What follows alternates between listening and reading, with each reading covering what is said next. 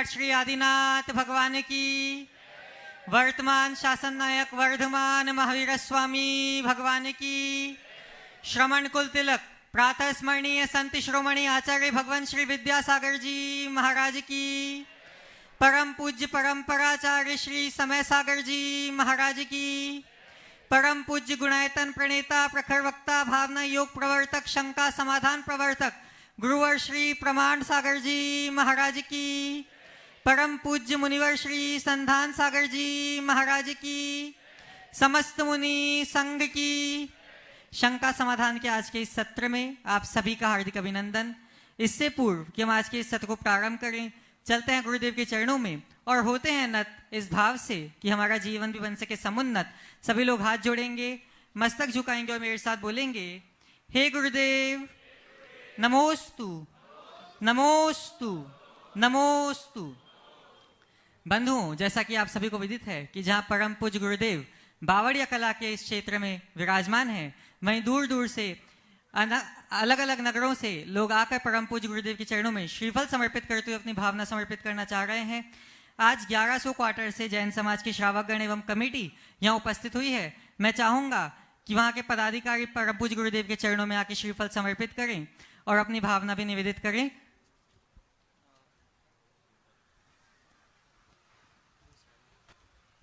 शीघ्रता करेंगे थोड़ा, और आप सभी लोग करतल ध्वनियों के माध्यम से इनकी अनुमोदना करें।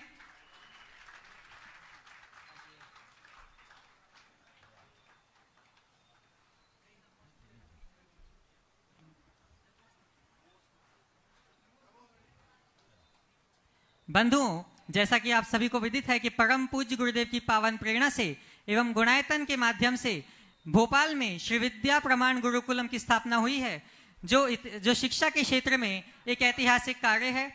आज हमें प्रसन्नता है कि अपनी विवाह की वर्षगांठ पर श्रीमान आनंद मंजुलता जी जैन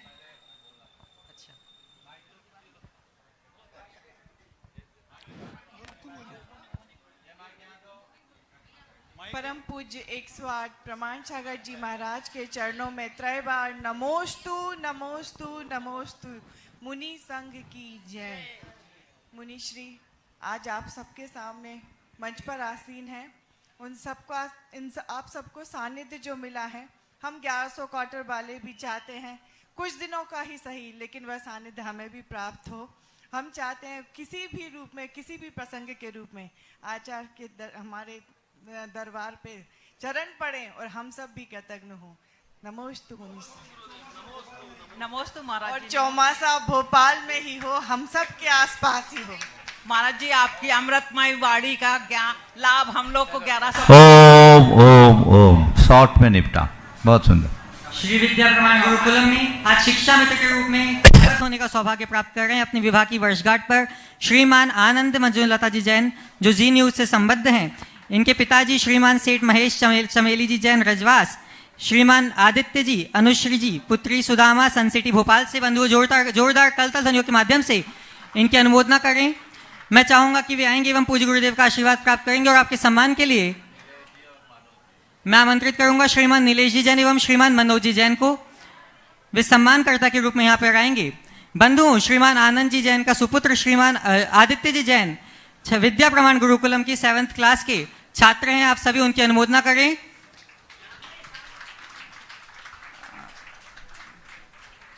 अब हम चलते हैं परम पूज्य गुरुदेव के चरणों में, परम पूज्य मुनिवर श्री संधान सागर जी महाराज के चरणों में, और निवेदन करते हैं कि हे महाराज श्री, आपके माध्यम से समाधान की गंगा गुरुमुख से यहाँ प्रवाहित हो सके, जिसमें आप प्लावित हो कि हम सभी लोग निशंक हो। नमोस्तु नमोस्तु नमोस्तु। और विराजित गुरुवर के चरणों में अपन चलते हैं।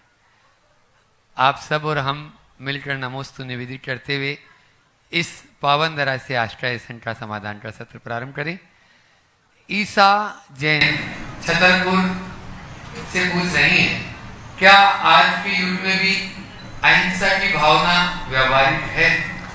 इसका उत्तर कुछ दिन पहले मैंने दिया है। इसी आशय का सवाल था। अहिंसा हर युग में व्यवहारिक है और उसे हर स्तर पर अपनाया जा सकता है, इसलिए मैं बार बार इसे नहीं दोहराना चाहता। पार्थ जैन मुरैना से पूछ रहे हैं, क्या आधुनिक शिक्षा प्रणाली में नैतिक मूल्यों को जोड़ना संभव है? जोड़ना ही चाहिए, संभव क्यों नहीं है। हम चाहें तो सब कुछ हो सकता है। नैतिक मूल्यों के अभाव में तो हमारी शिक्षा ही अधूरी है। और आज भी एथिक्स के नाम पर बोला तो जाता है, पर हमें नैतिक मूल्यों को सांस्कृतिक मूल्यों से जोड़ करके सिखाना चाहिए, जिससे हम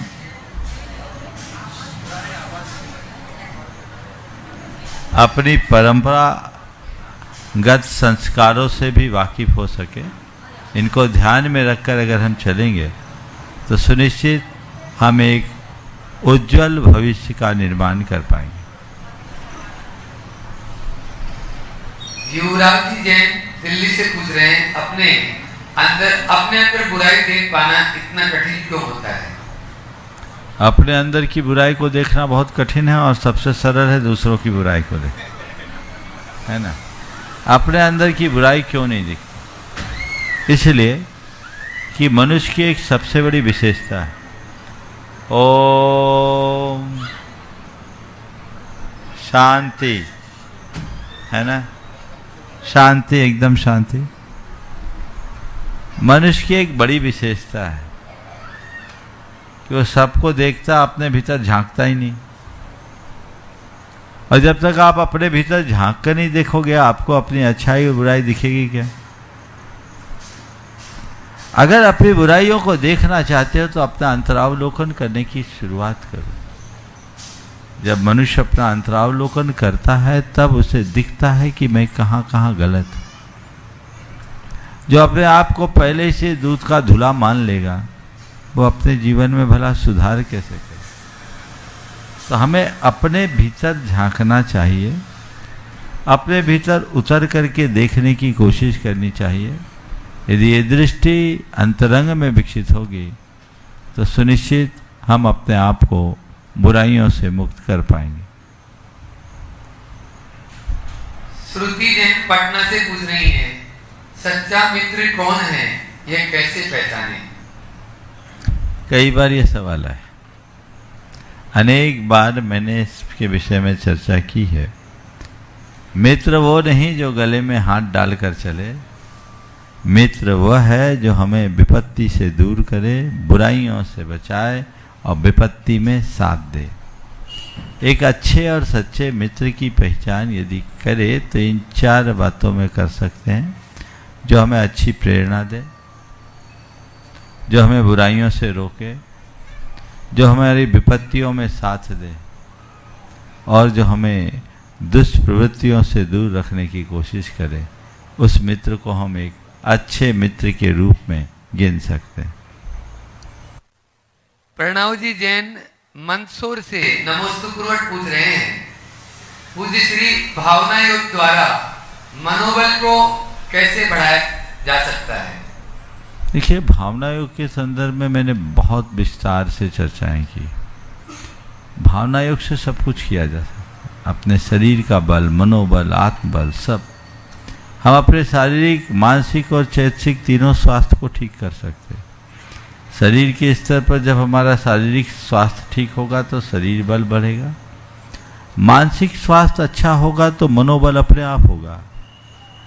भावना योग से हमारा आत्मविश्वास बढ़ता है, हमारी सकारात्मकताएं बढ़ती है, हमारे अंदर की दुर्बलताएं दूर होती है। तो ये सब चीज़ें दूर होगी तो स्वाभाविक रूप से हमारा मनोबल बढ़ेगा। हम करके तो देखें, अंतर मन से जुड़कर करना शुरू करें। और मैं एक सलाह देता हूँ, अब आप भावना योग करने से पहले भावना योग को अच्छे से समझिए। भावना योग की जो पुस्तकें हैं उन्हें अच्छे से गहराई से पढ़िए और साथ साथ उसका अभ्यास कीजिए। देखिए आपके जीवन में क्या चमत्कार होता है जब आप कोई कार्य समझ करके करोगे तो उसका परिणाम 100 गुना होगा। इसलिए मैं सभी से कहता हूँ, इसे पढ़िए और इसे अपने जीवन की साधना का हिस्सा बनाइए। दक्ष श्रीवास्तव विजयवाड़ा से पूछ रहे हैं, जब कोई हमारी आलोचना करता है तो उस क्षण हम क्या सोचें? बहुत अच्छा सवाल है। जब कोई हमारी आलोचना करता है उस क्षण हम क्या सोचे? मैं उलट के पूछता हूँ, जब तुम्हारी कोई आलोचना करता उस समय तुम सोचते क्या हो? बोलो। हाँ, गुस्सा आता है, गलत बोल रहा है ना? बस यही दृष्टिकोण गलत है। यदि कोई तुम्हारी आलोचना करे तो उसकी आलोचना को शांति से सुनो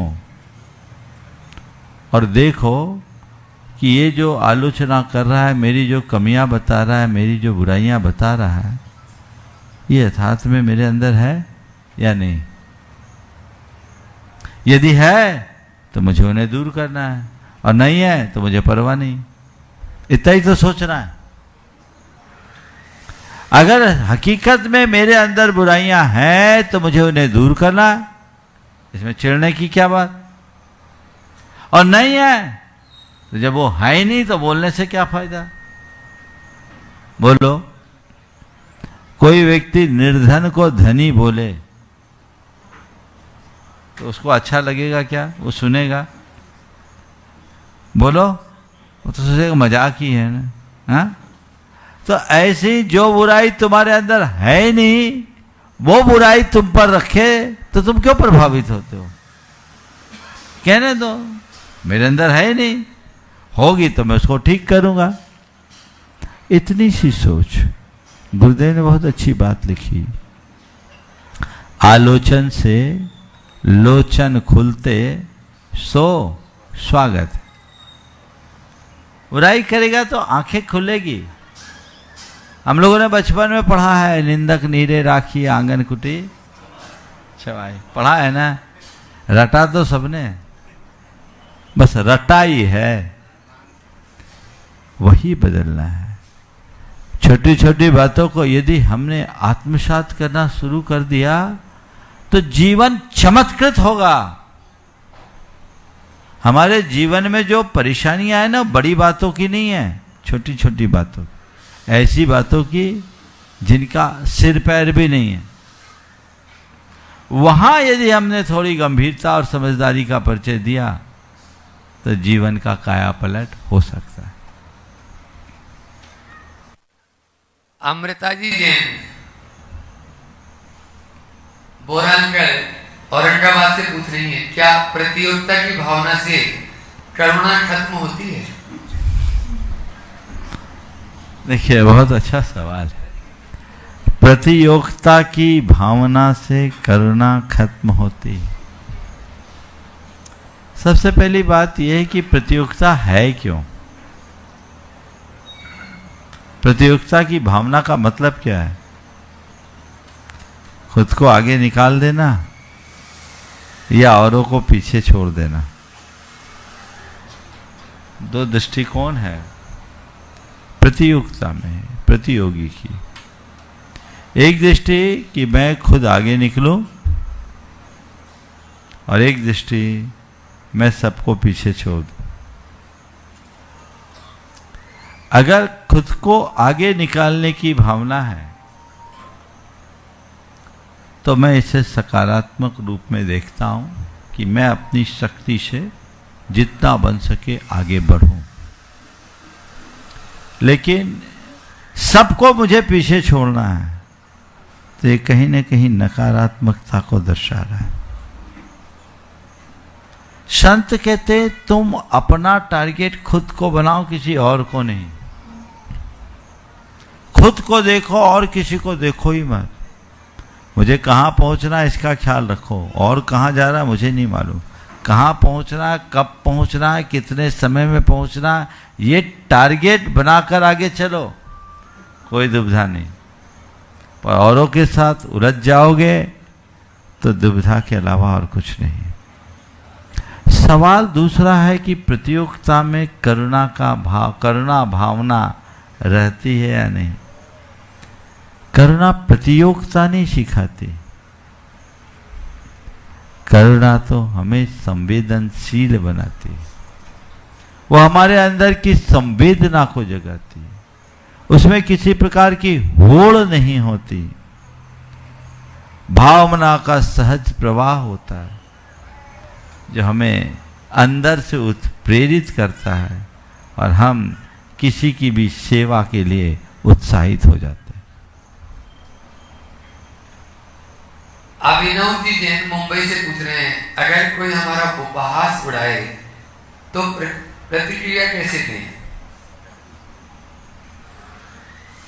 अगर कोई तुम्हारा उपहास उड़ाए तो तुम उसके साथ थोड़ा हंस दो, हाँ, इतना ही तो हो जाए। तुम्हारा उपहास करे तुम उसके साथ परिहास कर दो, हास परिहास हो जाए, हल्के में टाल दो। देखो, 2-3 व्यवहारिक बातें बोलता हूं। कोई व्यक्ति हमारा मजाक उड़ा रहा है। अब आपके सामने 2 स्थिति है। एक तो उसे नजरअंदाज करना और दूसरा उससे उलझ जाना।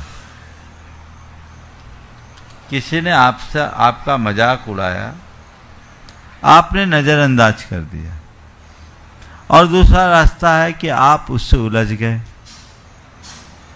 परिणाम किसमें अच्छा होता है? हाँ, थोड़ा जोर से, सब ज्ञानी बैठे हैं। जब हमें पता है कि नजरअंदाज कर देने में परिणाम अच्छा है, तो हम इग्नोर करना क्यों नहीं सीखते? नजरअंदाज कर दे, इग्नोर कर दे, आगे बढ़ जाए, अथवा हंसकर टाल दे। कोई मजाक उड़ा रहा है, उसे सकारात्मकता से लो कि चलो भाई, मेरे बहाने तुम कम से कम हंस तो रहे हो, हंस लो, मैं भी तुम्हारे साथ हंस लेता हूं। और एक बात बताऊं, कोई तुम्हारी हंसी उड़ाए और तुम उससे चिढ़ो, तब तो सामने वाले को मजा आएगा। और कोई तुम्हारी हंसी उड़ाए, तुम उसके साथ हंस दो, तो देखो क्या होता है। हाँ, कौन डोमिनेट होगा? सरेंडर हो जाएगा, डोमिनेट नहीं होगा महेंद्र भाई। उसको लगेगा अरे हमारी गोली व्यर्थ हो गई, तो वो हंस रहा है, आप पर हंसी उड़ा रहा, आप भी हंस दो ना भाई, क्या फर्क पड़ता है? और उसकी व्याख्या सकारात्मक कर दो। विवेकानंद जी जब विश्व धर्म संसद में गए शिकागो में, बहुत सारे धर्म ग्रंथ एक के ऊपर एक रखे थे, गीता सबसे नीचे थी। किसी को मजाक सूझी और विवेकानंद जी को चिढ़ाने के मकसद से कहा, देखिए आपके धर्म ग्रंथ को सबसे नीचे रखा गया है, देखिए आपके साथ बड़ा बदसलूक है, आपके धर्म ग्रंथ को सबसे नीचे रखा गया है। विवेकानंद जी ने बड़ी सहजता से मुस्कुराते हुए कहा, बिल्कुल नहीं, वो बिल्कुल सही जगह रखा गया है, क्योंकि वो सबका फाउंडेशन है। उसे बिल्कुल सही जगह रखा गया क्योंकि वो सबका फाउंडेशन है, सबका आधार है। सबकी बोलती बंद हो गई। मैं आप सबसे कहता हूं, कोई तुम्हारा मजाक उड़ाए तुम बौखलाओ मत, थोड़ी सहजता बनाकर उसके साथ सकारात्मक प्रतिक्रिया दो, सामने वाला अपने आप ठंडा हो जाए। कहीं आग लगती है तो क्या करते हो आप लोग? पानी डाल के बुझाते हो कि पेट्रोल डालते हो? हाँ, क्या करते हैं? अरे महाराज, हम लोग पढ़े लिखे हैं, बेवकूफ मत समझ लो, हम तो पानी डालते हैं। भगवान आपको इतना ही समझदार बनाए रखे कि कोई आग लगाए तो आप पानी डालना हमेशा याद रखे, पेट्रोल डालने की भूल ना करें। इतना ही करना है, ज्यादा कुछ करने की आवश्यकता और अपेक्षा नहीं। और अब चलते हैं, कल जिनका प्रश्न खड़ा रह गया था उनको ही पहले खड़ा कर दें। राजेंद्र कुमार जी जैन, बावड़िया कला, वे अपना प्रश्न गुरु चरणों में रखें। पूरी कमेटी के साथ में अनिल जी भी हैं और सभी आ जाएं, आगे महेंद्र जी वगैरह सभी साथ में जाए। और उसके बाद तैयार रहेंगे चौक मंदिर से यहाँ पर सूर्यका जी जैन और उनकी टीम, वे अपना प्रश्न करें। मुनिद्वय के चरणों में फादर नमोस्तु नमोस्तु नमोस्तु। सुलभ जी को इच्छा में महाराज जी, मेरा प्रश्न सनमाइका को लेकर है और दिनवाणी जी को विराजमान के लिए है। यद्यपि सनमाइका के बारे में विभिन्न धारणाएं हैं कि अब शुद्ध भी आने लगा है, ग्वार गम से चिपकाने लगा है, पहले ग्लू से चिपकाई जाती थी, फिर भी आप लोग उसका उपयोग नहीं करते हैं, यह देखा है जी। देखो, इसी के बारे में सनमाइका के विषय में एक लंबे समय तक बड़ी भ्रांत धारणा थी और ऐसा कहा जाता था कि सनमाइका के निर्माण में हड्डी का प्रयोग किया जाता, ऐसा कहा जाता था। उसमें जो ग्लो आता है उसी के कारण। और सनमाइका को चिपकाने के लिए भी कुछ ऐसे अशुद्ध पदार्थों का प्रयोग किया जाता है जो चिपकाने योग्य नहीं। लेकिन एक सज्जन जिनकी सनमाइका की फैक्ट्री है, गुरुदेव उसी फैक्ट्री में रुके 1996 में सूरत जाते समय, और उन्होंने पूरी फैक्ट्री देखी। सनमाइका के निर्माण में कहीं से किसी भी प्रकार से हड्डी या इस तरह की वस्तु का प्रयोग नहीं होता, इसलिए इस धारणा को हटा देना चाहिए। जहाँ तक रहा उसको चिपकाने के साधन, तो वर्तमान में आज जो चिपकाने के साधन है उनके संदर्भ में भी ये बात स्पष्ट हो गई कि उसमें ऐसा कोई बाइंडिंग एजेंट नहीं है जिसमें कोई जीव हिंसा हो, सब केमिकल है। तो जब केमिकल है और उसमें कोई हिंसा नहीं है, अशुद्धि नहीं है, तो हमें उससे परहेज करने की भी जरूरत नहीं। एक समय तक हम लोग परहेज करते थे, जब से जानकारी मिल गई तब से हम परहेज नहीं करते। अब आप जानिए, आपका काम जाने, पर कोई कहे कि सनमाइका अशुद्ध है तो ये कथन उपयुक्त नहीं है, ऐसा समझ। नमोस्तु महाराज जी, दिनवाणी दिनवाणी के बारे में एक छोटा सा प्रश्न भी था कि नाभि से ऊपर ही। हाँ, ये दूसरा सवाल। जिनवानी को कायदे से नाभि से ऊपर रखने का प्रयास करना चाहिए। विनय, जब भी रखो गोद में जिनवानी मत रखो, जब लेकर के भी चलो तो ऐसे लेके चलो, लटका करके न चलो। जितनी विनय करोगे उतना उसका प्रभाव पड़े। चौक मंदिर से अपने बीच में गुरुदेव पूरे टीम के साथ, और उसके बाद में राहतगढ़ दिगंबर जैन समाज अध्यक्ष राजेश जी जैन के नेतृत्व में गुरुदेव के चरणों में त्रिवार नमोस्तु नमोस्तु। छुल्लक जी महाराज जी के चरणों में इच्छामि इच्छामि इच्छामि। हे गुरुदेव, मेरा प्रश्न है कि निधत्ति निकाचित कर्मों का क्षय कैसे करें? देखिए, निधत्ति और निकाचित कर्मों को लेकर लोगों के मन में बड़ी भ्रांति। मैंने अनेक बार इस संदर्भ में बात की है कि निधत्ति और निकाचित नाम का कोई कर्म ही नहीं है। 8 कर्म में कोई निधत्ति निकाचित सुना क्या? ये निधत्ति और निकाचित पना कर्म की एक अवस्था है, और ये 8 कर्मों में होता है, जिनमें पुण्य रूप भी है और पाप रूप भी। निधत्ति और निकाचित की जो परिभाषा है, उसका मतलब निधत्ति यानी वे कर्मांश जिनकी शक्ति को घटाया बढ़ाया नहीं जा सके,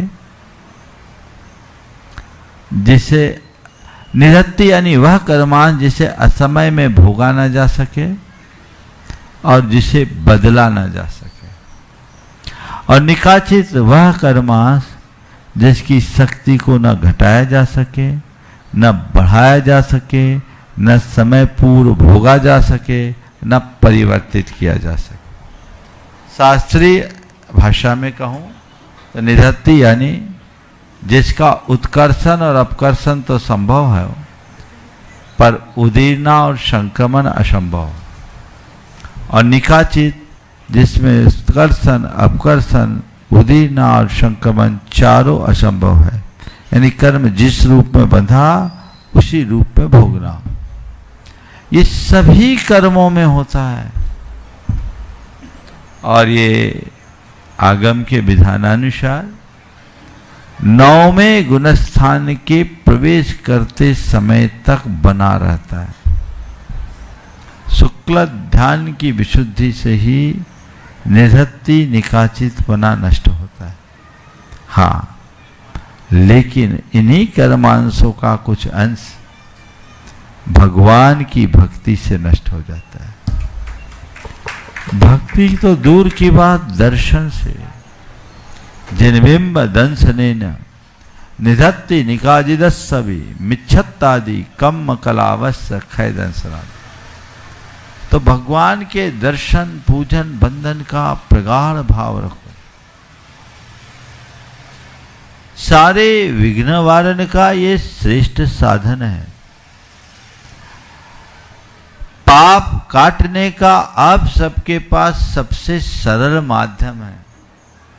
भाव पूर्वक भगवान की वंदना से जुड़ना चाहिए, भक्ति करनी चाहिए, उसमें कोई कोर कसर नहीं छोड़ना चाहिए।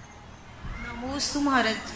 बंधु, अपने बीच में राहतगढ़ से राजेश जी जैन अध्यक्ष, अर्पी जी जैन, नवीन भाई, रूपचंद जी और आकाश जी पर जोरदार ताली बजा दीजिए, जो पुराने मंदिर का जीर्णोद्धार, मंदिरों का जीर्णोद्धार तो वहां कर ही रहे हैं, साथ में एक नया मंदिर भी निर्माण कर रहे हैं, जिसका आने वाली पीढ़ी जीर्णोद्धार करे। पूज्य महाराज सिंह जी के मंडल निर्देशन में, पावन निर्देशन में वे अपने मुख से ही बता रहे हैं, निवेदन भी कर रहे हैं और प्रश्न भी कर लें।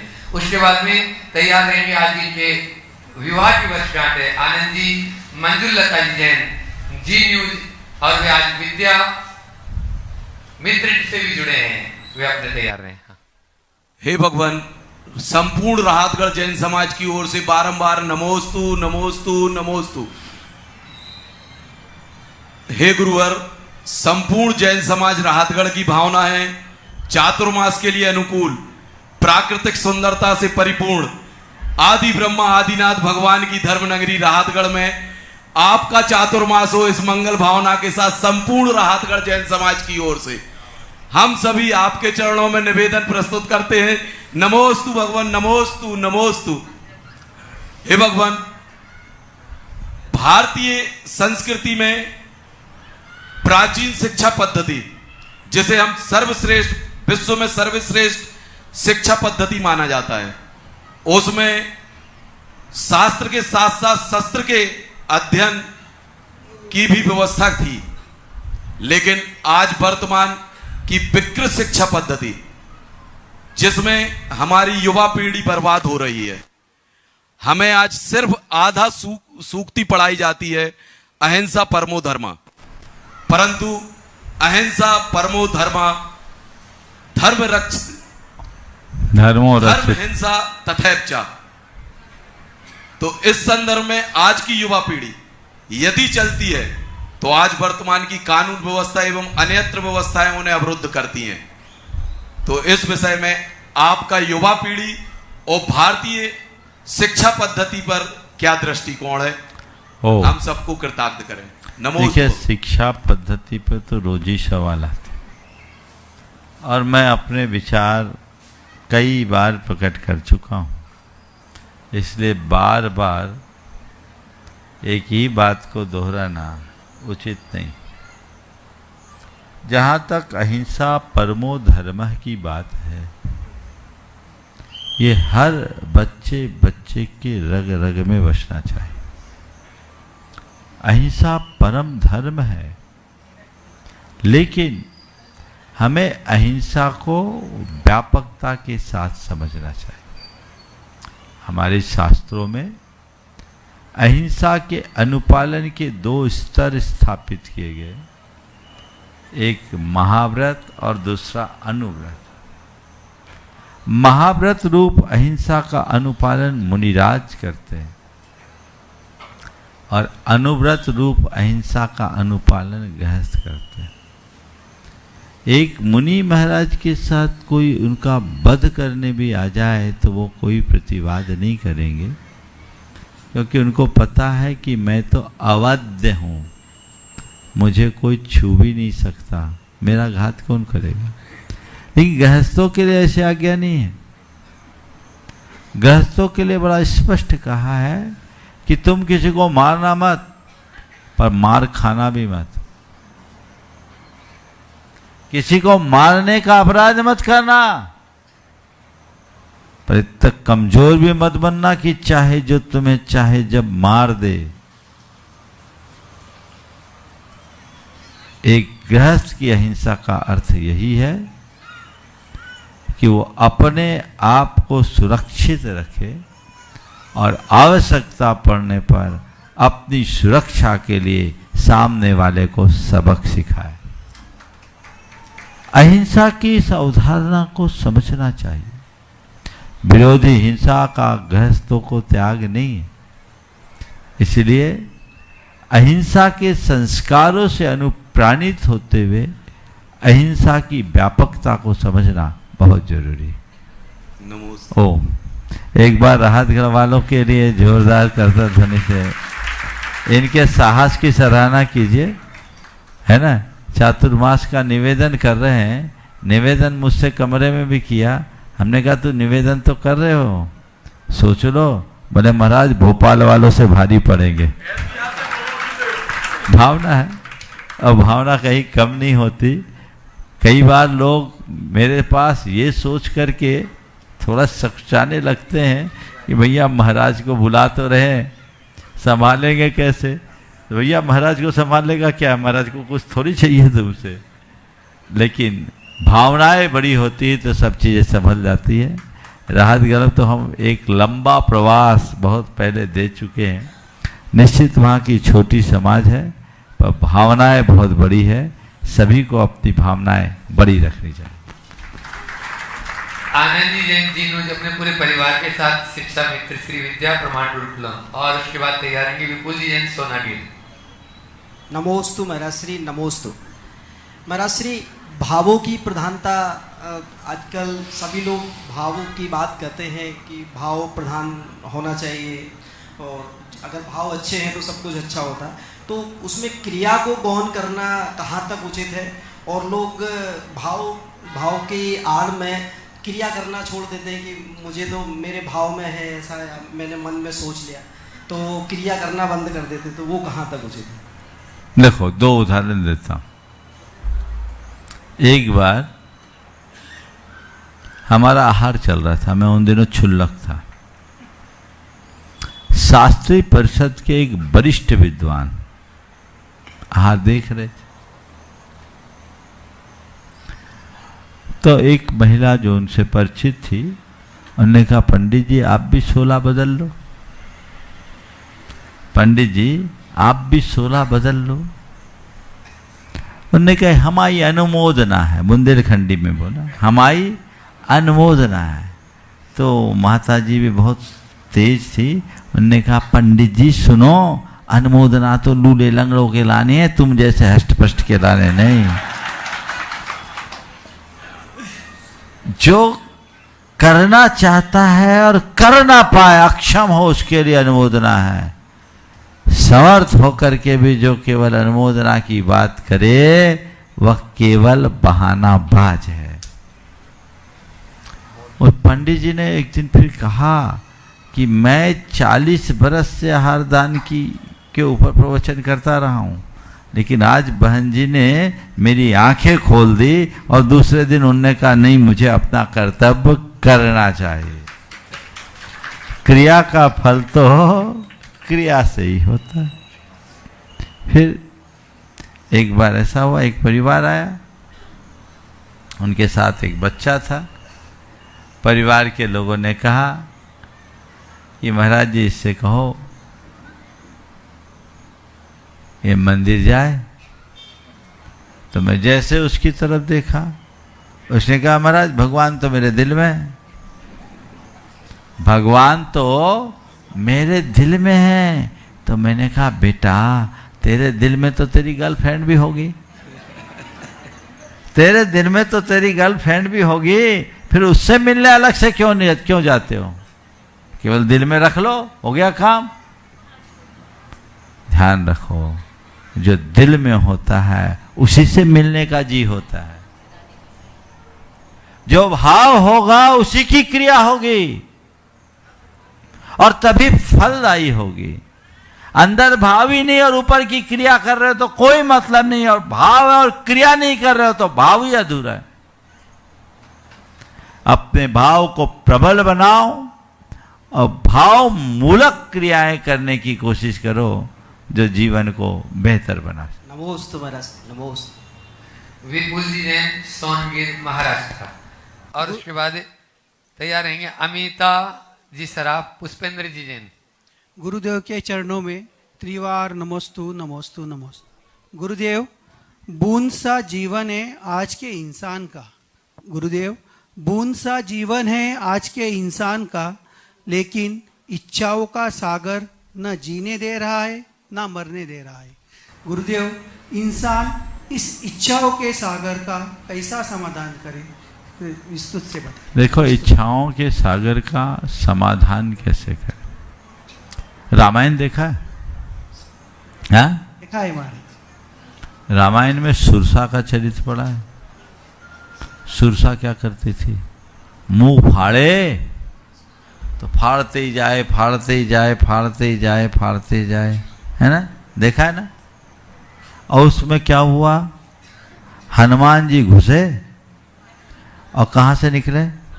कान से निकले। विराट रूप में घुसे और लघु रूप में निकले, है ना? ये कहानी तो आप लोगों ने देखा है, पर ये कहानी नहीं है।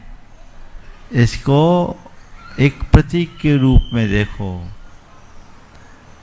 कि ये सुरसा और कोई नहीं है, हमारे अंदर की तृष्णा है जो मुंह फाड़ते ही जाती है, फाड़ते ही जाती है, फाड़ते ही जाती है।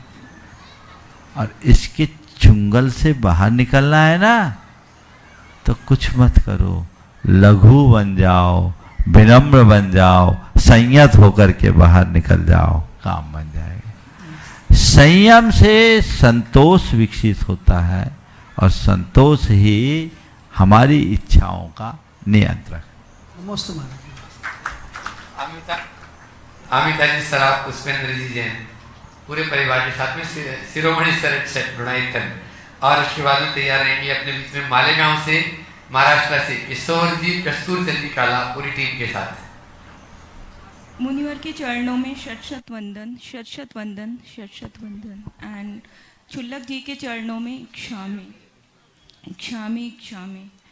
महाराज जी, मेरा यह प्रश्न है कि मैं शब्दों की शक्ति को एग्जाम्पल के साथ समझना चाहती हूँ।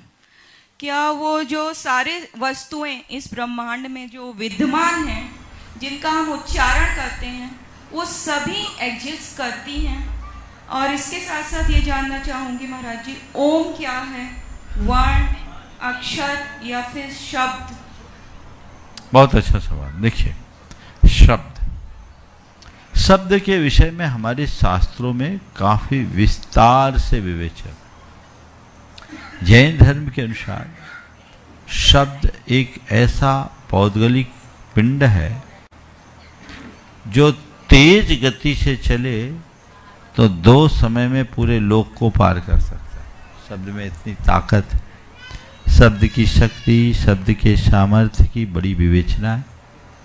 और हमारे मुख से उच्चारित शब्द या किसी भी तरीके से जो ध्वनि रूप शब्द है, एक लंबे समय तक शब्द के रूप में परिणत रहता है, जब तक वह शब्द वर्गनाओं के रूप में ध्वनित होता रहता है।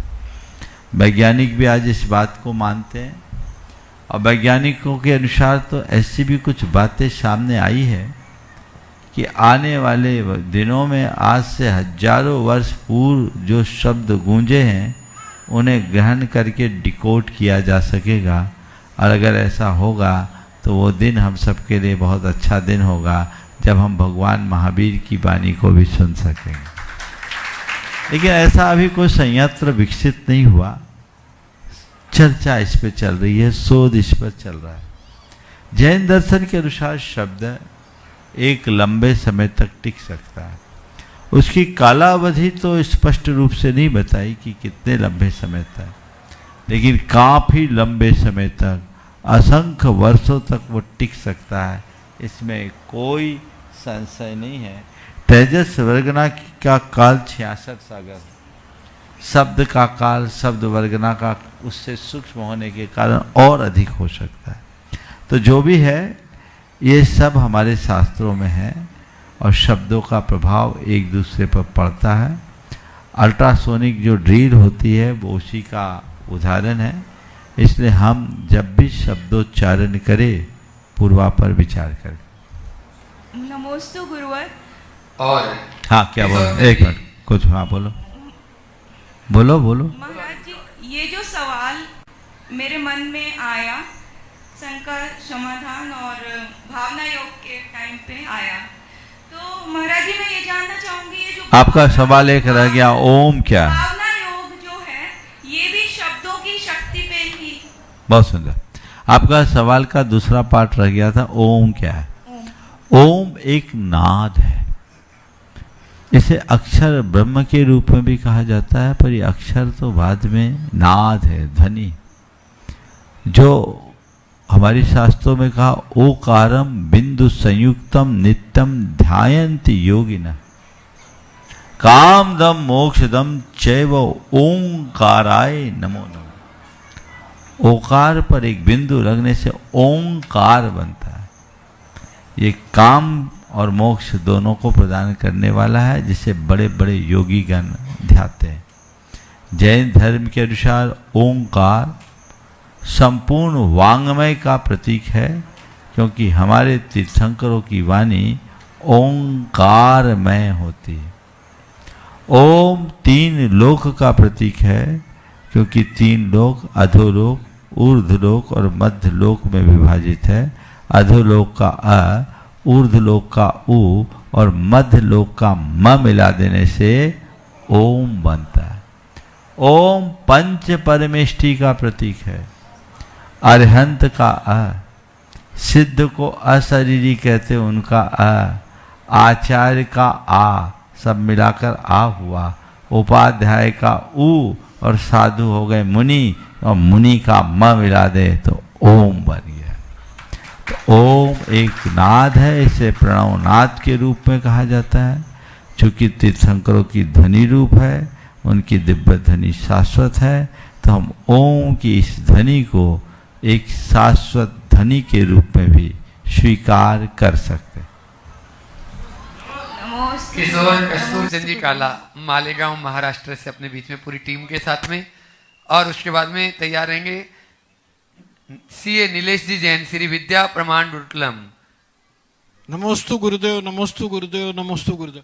गुरुदेव, सौधर्म इंद्र सबसे बड़ा देव कहलाता है, फिर भी हम उसकी पूजा नहीं करते, तो क्या हम किसी अन्य देवी देवता की पूजा करना चाहिए?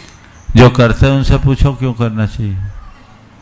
जब देव खुद भगवान की पूजा कर रहा है तो तुम देव की पूजा क्यों करो भाई? उसके साथ वो जिनको पूज रहा उनको पूजो ना। देव को पूजने का कोई औचित्य नहीं है ना। हाँ, सीए नीलेश जी जैन अपने पूरे परिवार के साथ में। हाँ हाँ, धर्मेंद्र है, सब इकट्ठे हो गए। धर्मेंद्र जी जैन NIC मंत्रालय। हाँ अजीत इंदौर, हाँ और अजीत जी इंदौर भी अपने एक बार जोरदार ताली सभी शहरों के लिए जो गुरुवर के सपनों को साकार करने में अपना बहुमूल्य योगदान दे रहे हैं, ऐसे सभी महानुभाव। और इसके बाद अगले प्रश्नकर्ता को मैं बुलाऊं उससे पहले महाराज श्री जी ये हो जाए दो। नमोस्तु गुरुवर, नमोस्तु नमोस्तु। जैन धर्म जो है विश्व का प्राचीनतम धर्म है। आज जो विश्व की जनसंख्या है वो करीब 8.25 बिलियन है, लेकिन उसमें जैन धर्मावलंबी करीब 40-50 लाख के करीब हैं, और उसमें से भी जो जन्म से हैं, कर्म से देखें तो उससे भी कम है। तो हम सबको व्यक्तिगत तौर पर, समाज के तौर पर, लोगों के तौर पर हमको क्या करना चाहिए ताकि हम अपने जैन धर्म को और प्रचारित और विस्तारित कर सकें? बहुत अच्छा सवाल है, बहुत गंभीर सवाल। ये बात सच है कि आज जैनी संख्या में बहुत कम, तो हमें क्या करना चाहिए? हमारा एक ही काम है कि हम जैन धर्म को जन धर्म बनाने में लग जाए। व्यक्ति व्यक्ति के हृदय में ये बात स्थापित करने की कोशिश करे कि जैन धर्म सबसे उपयोगी धर्म है, ये हमारे जीवन के लिए सर्वोपयोगी धर्म है। हम अपना जीवन जैन धर्म में बना लेंगे तो हम अपने जीवन की सारी समस्याओं का समाधान पा लेंगे। जैन धर्म एक ऐसा धर्म है जो हमें सहज, शांत, स्वस्थ और संतुलित जीवन जीने का रास्ता दिखाता है। हमें उत्साहित होकर के जैन धर्म को अंगीकार करना चाहिए। ये बात यदि हम बच्चे के हृदय में बिठाने में समर्थ हो जाएं तो आज जैन धर्म नगण्य है, कल सर्वमान्य हो जाए। हमें वैसा प्रयास, धर्म परिवर्तन के लिए नहीं, हृदय परिवर्तन के लिए लोगों को प्रेरित करें। जैन धर्म की प्रभावना आप ठीक तरीके से बताइए, अपने आचार विचार और व्यवहार को इस तरीके से प्रस्तुत करें कि हर व्यक्ति के मन में जैन धर्म के प्रति अनुराग उत्पन्न। कटनी से सुबोध जी जैन मालगुजार परिवार पूज्य श्री जी चरणों में नमोस्तु करते हुए उनके पिता श्री जी की मृत्यु को महोत्सव मनाने में लगे हैं। आशीर्वाद की कामना कर रहे हैं। ओम ओम। देखो, संतोष जी मालगुजार हमारे समाज के एक स्तंभ, जिन्होंने कटनी जैन समाज का लंबे समय तक नेतृत्व किया, हमारे भी चातुर्मास संपन्न कराए। परम पूज्य गुरुदेव का जो सम्मित शिखर का विहार था, उस विहार में अग्रणी भूमिका लेकर के गए। पूरा परिवार धर्म के लिए, समाज के लिए, संघ के लिए समर्पित। उनने खुद अपना जीवन व्रती जीवन बनाया और आज भी वो व्रतों की आराधना कर रहे हैं और बहुत जागरूक। कल ही मैंने उनको उनकी भावना और निवेदन से 10 प्रतिमा के व्रत दिए हैं। अब वो माल गुजार नहीं रहे, वो सुदृढ़ सागर बन गए। सुदृढ़ सागर, बहुत मजबूत और लोगों के लिए एक प्रेरणा है। मैं सभी से कहूँगा, आपका संकल्प अच्छा हो, भावना अच्छी हो, तो आप अपनी उत्तम समाधि कर सकते हैं। कहीं ले जाने लाने की कोई ज़्यादा सुविधा नहीं, उनकी शरीर की स्थिति ऐसी नहीं, तो घर में ही पूरे परिवार ने भी ऐसी व्यवस्था बना दी और उनकी पंडित सिद्धार्थ जी सतना और प्रमोद जी के निर्देशन में, विजय कुमार जी जो उनके मित्र भी रहे हैं, उनके निर्देशन में बहुत अच्छा काम चल रहा है विजय विश्व के। और वो बहुत उत्तम आराधना में परिणाम बहुत निर्मल और उज्जवल। मैं आप सबसे ये कहता हूं, अपनी भावना रखो कि मेरा अंत समाधि मरण पूर्वक हो और रोज भावना भाकर अपनी चर्या भी तदनुरूप बनाने का प्रयास करो और अपने बच्चों से कहो अंत में अस्पताल ले जाने की जगह गुरु चरणों में ले जाना। आज आपके यहाँ भी एक अच्छा सुयोग बना। हमारे ब्रह्मचारी अविनाश, उनकी माता जी थोड़ी बीमार, वो ले आए मेरे पास, यहाँ साधनारत है और बहुत जागरूक, और सुबह और शाम में तो जमीन आसमान का अंतर। तो भावनाएं अच्छी रखिए। मैं पूरे मालगुजार परिवार को आशीर्वाद देता हूं कि आप अपनी दृढ़ता और स्थिरता बनाए रखिए। ऐसे समय में बिल्कुल भी घबराए नहीं। ये जीवन का प्रबल पुण्य है कि कोई जीव इतना साहसिक कदम उठाते हुए आगे जा रहा है। अच्छे अच्छे लोग मोह माया में जकड़ कर रह जाते हैं। अंतिम समाधि मरण बहुत दुर्लभ है और हम सबको वही दुर्लभ तत्व प्राप्त करने की भावना भानी चाहिए। तब जो आदर्श उनने उपस्थित किया है आप लोगों को उसका अनुमोदन करते हुए अनुकरण करना चाहिए। सभी को आशीर्वाद। किरण जी सातपुरा बिटौनी, वे अपना प्रश्न करें, उसके बाद में तैयार रहेंगे। रितेश जी जैन, रितेश चौधरी बाबई। नमोस्तु महाराज जी, नमोस्तु महाराज जी, इच्छा ही मारे इच्छा। महाराज जी बहुत दिन से मुझे मन में शंका है, तीर्थंकर बालक को जब जन्म होता है तो स्वधर्मेंद्र के मन में आता है कि वारसनाथ भगवान के विधान में पढ़ा है पूर्णमती माता जी की कि मन में आता है कि भगवान को ठंडी न लग जाए, 400 योजन लंबा चौड़ा अपना योजन गहरा बालक ठंडी ना लग जाए, इसलिए उसके मन में आती है। जैसे ही भगवान अंगूठा दबा देते हैं तो वो समझ जाता है और महाराज जी के बैठने लगते हैं कि तीर्थंकर बालक बचपन से ही। देखो चित्रों में तो हमने यही देखा है, और बैठेंगे नहीं तो अभिषेक कैसे होगा? और इतने बड़े बड़े कलशों से अभिषेक होता है। और जो इंद्र भी लेके जाता है तो लिटा के नहीं ले जाता, गोद में बिठा के ले जाता है। और श्वेतांबर परंपरा में तो इंद्र गोदी में बिठाकर अभिषेक कराता है। दिगंबर परंपरा में पांडुक शिला में विराजमान करके, वो वज्र वृषभ नाराज सहनन के धारी हैं। वो उनमें इतना अतुल बल होता है जन्मातिशय में, उस अतुल बल के परिणाम स्वरूप वे ये ऐसा विधान नहीं।